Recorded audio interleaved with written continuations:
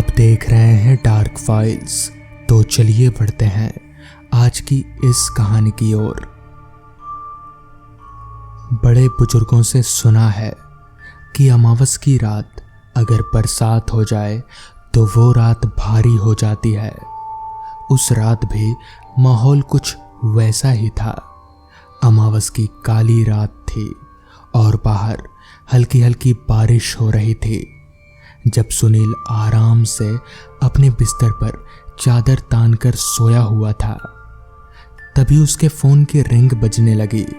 पहली बार में तो उसने आंख खोलने की मशक्कत तक नहीं की, मगर जब फोन दूसरी बार बजने लगा तो उसे लगा कि शायद कोई जरूरी कॉल होगी। आधी नींद में उसने अपनी आंखों को हल्के से खोला और मोबाइल की तरफ देखा। कॉल उसके दोस्त आशुतोष का था। ये इतनी रात में फ़ोन क्यों कर रहा है? ये बड़बड़ाते हुए सुनील ने कॉल रिसीव किया तो सामने से आशुतोष ने कहा, सुनील सुनील मेरे भाई, जल्दी एलकेपी हॉस्पिटल आ जा, पापा। और इतना कहते ही फोन कट हो गया। ना आशुतोष ने पूरी बात कही और ना ही सुनील कोई जवाब दे पाया। उसने वापस से कॉल मिलाने की कोशिश भी की, मगर नंबर आउट ऑफ सर्विस बता रहा था। उसकी नींद अब तक उड़ चुकी थी। आखिर क्या हुआ होगा वो सोचने लगा, मगर जो भी हुआ हो, आशुतोष बड़ी परेशानी में लग रहा था और एक वफादार दोस्त होने के नाते सुनील का यह फर्ज बनता था कि वो उसकी मदद करे। उसने तुरंत अपनी कार निकाली और चल पड़ा एलकेपी हॉस्पिटल की ओर। घड़ी में वक्त हो रहा था रात के 12:30 बजे का, आधी रात। और इस बात की गवाही वो खाली सड़क भी दे रही थी जिस पर सुनील अपनी कार लिए तेजी से आगे बढ़ रहा था। सुनील के मन में एक अजीब सा डर था जो कि उसके चेहरे पर साफ जाहिर हो रहा था। ये रास्ता हमेशा इतना खाली क्यों रहता है? जब भी आओ कोई रहता ही नहीं है यहाँ पर। बड़बड़ाते हुए सुनील गाड़ी चलाए जा रहा था। कुछ देर बाद वो एलकेपी हॉस्पिटल पहुंचा। वहां जाकर पूछताछ की तो पता चला कि आशुतोष नाम का कोई आदमी आज हॉस्पिटल आया ही नहीं है। सुनील को बड़ी हैरानी हुई। उसने बहुत ढूंढने की कोशिश की, मगर उसे ना ही आशुतोष दिखा और ना ही उसके पिताजी। हताश परेशान सुनील एक जगह पर बैठ गया और जेब से फोन निकालकर वापस आशुतोष को कॉल मिलाने की कोशिश की तो उसने पाया कि कॉल लॉग में से आशुतोष का नंबर गायब हो चुका है। मगर ये कैसे हो सकता है? आशुतोष ने तो थोड़ी देर पहले ही उसे फोन किया था, तो फिर उसका नंबर कहाँ गायब हो गया? उसने कॉन्टैक्ट लिस्ट से आशुतोष का नंबर निकाला और उसे कॉल मिलाया, मगर हैरानी वाली बात तो ये थी कि आशुतोष का फोन स्विच ऑफ आ रहा था। सुनील को कुछ समझ नहीं आ रहा था, आखिर ये सब क्या हो रहा है। उसने बहुत बार सुनील को फोन मिलाने की कोशिश की, मगर उसका फोन नहीं लगा। उसने तकरीबन सैकड़ों बार अस्पताल में जानकारी लेने की भी कोशिश की, मगर आशुतोष के बारे में उसे कुछ पता नहीं चला। जब बहुत देर बाद भी कुछ नहीं हो सका तो उसने अपना कार चालू किया और वापस घर की ओर बढ़ने लगा। अंदर ही अंदर वो बहुत गुस्सा था कि आखिर आशुतोष उसके साथ इतना भद्दा मजाक कैसे कर सकता है। खैर वो तेजी से गाड़ी चलाकर अपने घर की ओर बढ़ने लगा। अब वक्त हो रहा था रात के 2 बजे का। अस्पताल में उसने अपना बहुत समय जाया कर दिया था। उसकी रात पूरी खराब हो चुकी थी। सुनील बहुत तेज गुस्से में था, मगर उससे भी तेज अगर कुछ थी तो वो थी बारिश। कार की वाइंडशील्ड पर टकराती बारिश की मोटी मोटी बूंदें एक अलग आवाज पैदा कर रही थी। अभी सुनील आगे बढ़ ही रहा था कि तभी उसे सामने सड़क के बीचों बीच एक आदमी खड़ा नजर आया। जैसे जैसे कार उस आदमी के नजदीक पहुंची, सुनील को वो आदमी स्पष्ट रूप से नजर आ रहा था। उस आदमी की हालत बहुत खराब थी। उसके सर से खून बह रहा था और शरीर पर जगह जगह जख्म के निशान थे। ये कौन है और मेरी कार के सामने क्यों आ रहा है? वैसे तो सुनील बड़ा मतलबी किस्म का आदमी था। ऐसे सुनसान रास्तों पर किसी की मदद करना तो उसे आता ही नहीं था, मगर ना जाने क्यों आज उसके दिल में आवाज आई और उसने गाड़ी को ठीक उस आदमी के सामने रोका। गाड़ी रुकते ही वो आदमी लड़खड़ाते लड़खड़ाते ड्राइविंग सीट की खिड़की की तरफ आया और अपने खून से सने हाथों को खिड़की पर थपथपाने लगा। सुनील ने खिड़की को हल्का सा नीचे किया ताकि बस वो उस आदमी की आवाज सुन सके। तभी उस जख्मी आदमी ने कहा, भाई साहब मेरी मदद कीजिए।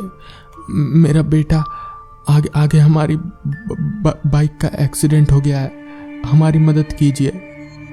सुनील ने अपने आगे पीछे देखा, मगर दूर दूर तक ना तो कोई गाड़ी थी और ना ही कोई इंसान। अगर वो उस आदमी को छोड़ता भी तो किसके भरोसे। ना जाने सुनील को उस रात क्या हो गया था, उसका पत्थर का दिल इतना नर्म कैसे हो गया।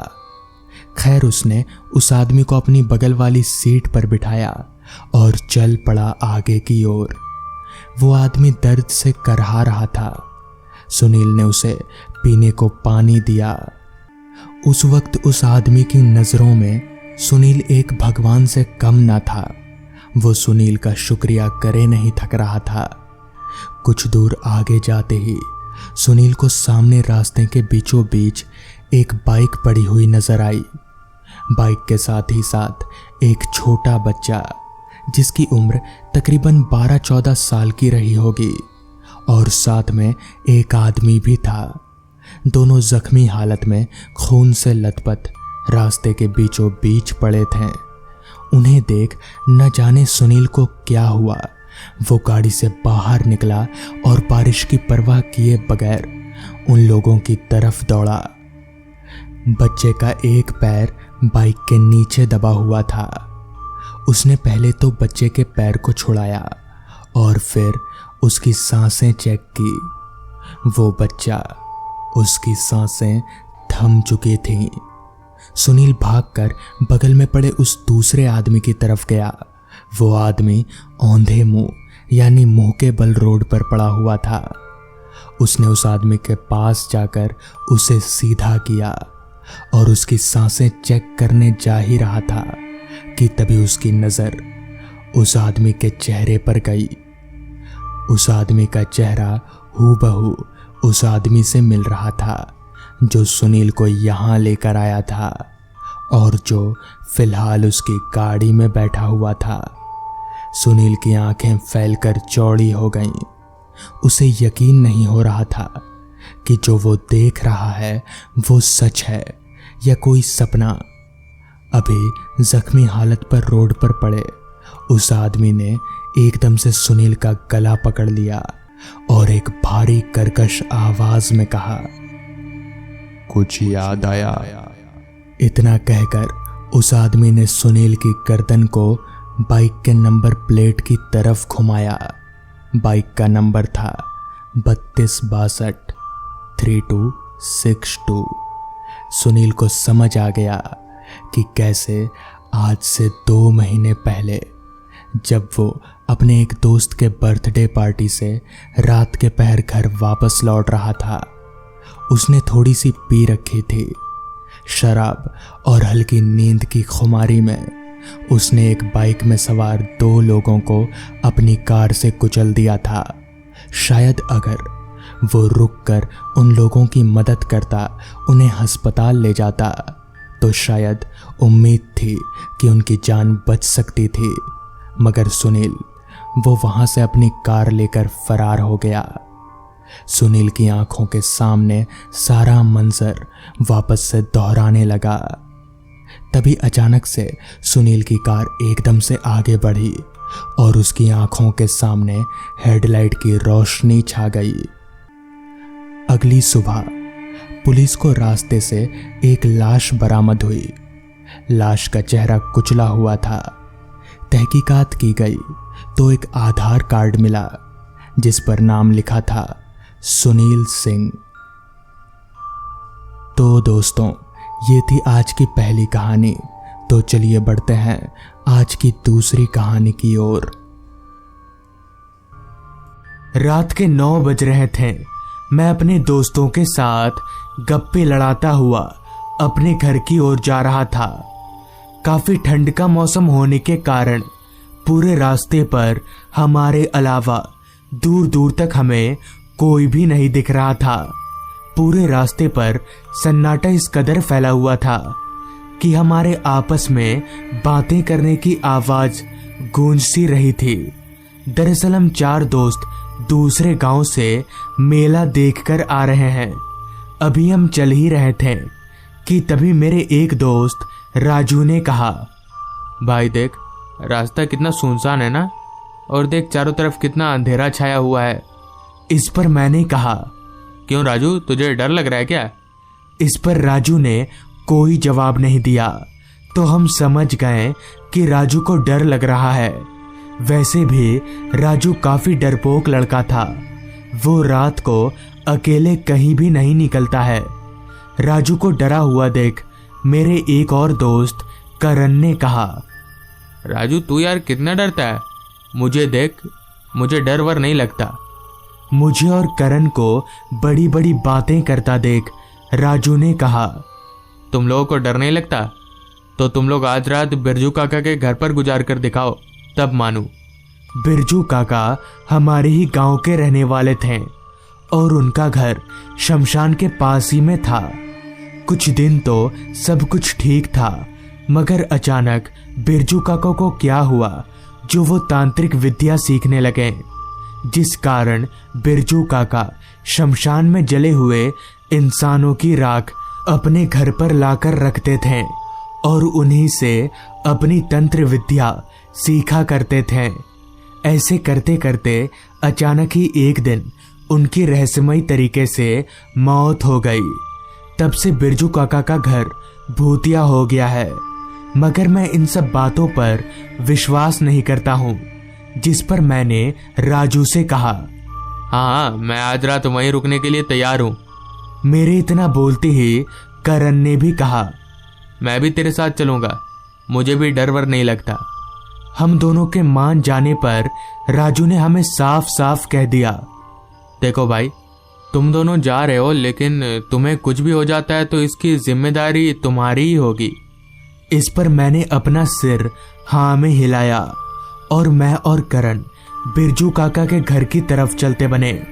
बिरजू काका का घर यहाँ से थोड़ी दूरी पर था, तो हमें वहाँ चलकर जाने में तकरीबन 15 से 20 मिनट का वक्त लगेगा। कुछ देर चलने के बाद हम गांव के रास्ते से अलग शमशान जाने वाले रास्ते पर पहुंचे, तो वो रास्ता पूरी तरह से अंधेरे के गिरफ्त में था और चारों तरफ घने कोहरे ने अपना डेरा जमा लिया था। खैर भला तो हो इस बात का कि हम अपने साथ एक टॉर्च लेकर आए थे, मगर हमारी टॉर्च की रोशनी उस घने अंधेरे के सामने ना के बराबर मालूम पड़ रही थी। बीच बीच में आ रहे रात कीड़ों की आवाजें उस माहौल को और भी ज्यादा सुनसान बना रही थी। जल्दी जल्दी चलकर हम बिरजू काका के घर के करीब पहुंचे, तो हमने देखा कि बाहर से बिरजू काका का घर पूरी तरह से काला पड़ चुका है, मानो इस घर को किसी तंत्र मंत्र ने पूरी तरह से जकड़ रखा हो।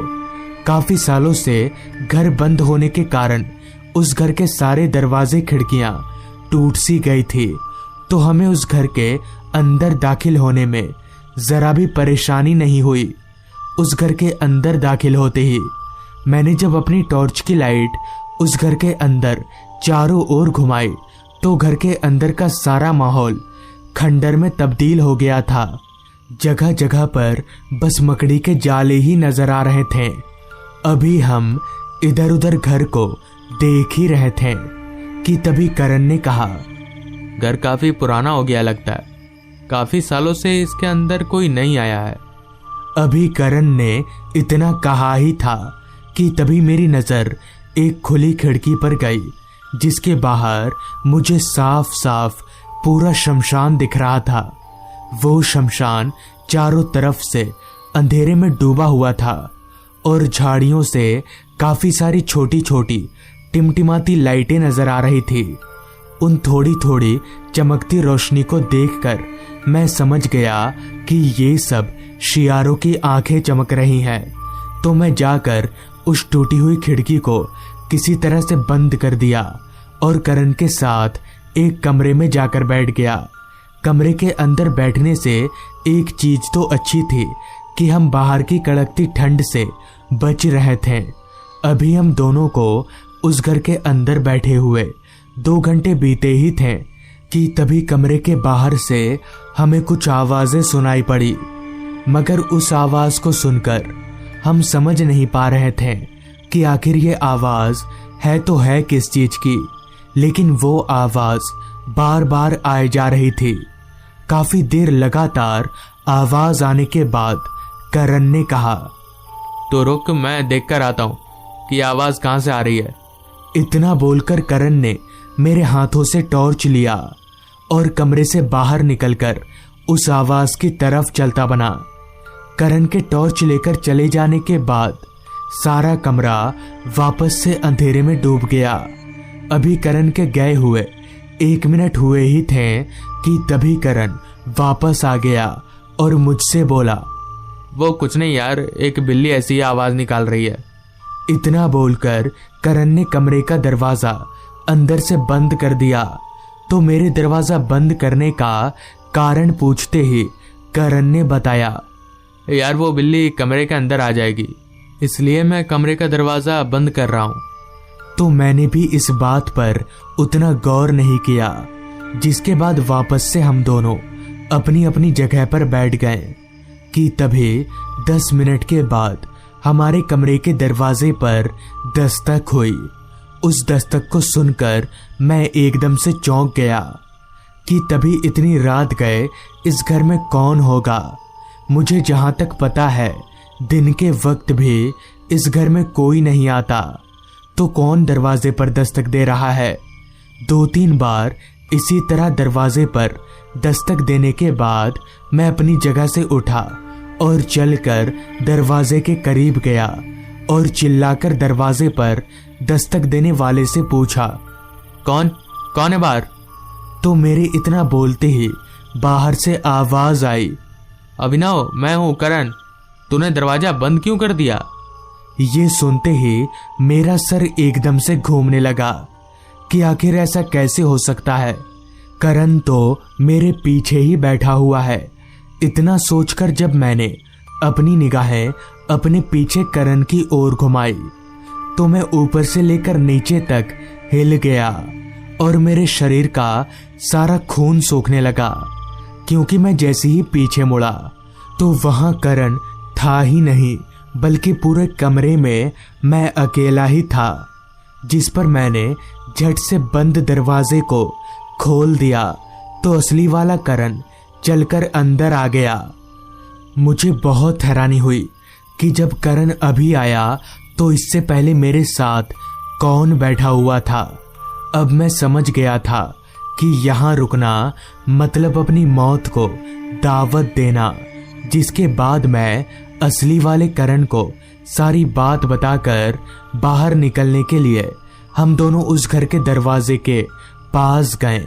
तो जैसे ही हमने दरवाजा खोला तो हमारे होश उड़ गए और हमारा पूरा शरीर जोर जोर से कांपने लगा, क्योंकि दरवाजे के बाहर बिरजू काका की आत्मा खड़ी थी, जिनका चेहरा पूरी तरह से जला हुआ और उनके दोनों हाथ कटे हुए थे। ये देखकर हम भागते हुए वापस घर के अंदर आए ताकि हम खिड़की से कूदकर भाग सकें, मगर जैसे ही हम भागकर खिड़की के करीब पहुंचे तो हमने देखा कि बिरजू काका की आत्मा खिड़की के बाहर उसी तरह से खड़ी है। अब हमें समझ आ गया था कि हम मरने वाले हैं। इतने में ही हाथों में मशाल लेकर घर के अंदर 4-5 लोग दाखिल हो गए, जिनके आते ही बिरजू काका की आत्मा हवा में धुआं हो गई। वो लोग राजू के कहने पर आए थे और वो लोग कोई और नहीं बल्कि हमारे ही घर के लोग थे। तो इस तरह से उस रात हमारी जान बच गई। तो दोस्तों, ये थी आज की कहानी। अगर आपको ये कहानी अच्छी लगी हो तो चैनल को जरूर सब्सक्राइब कर लें।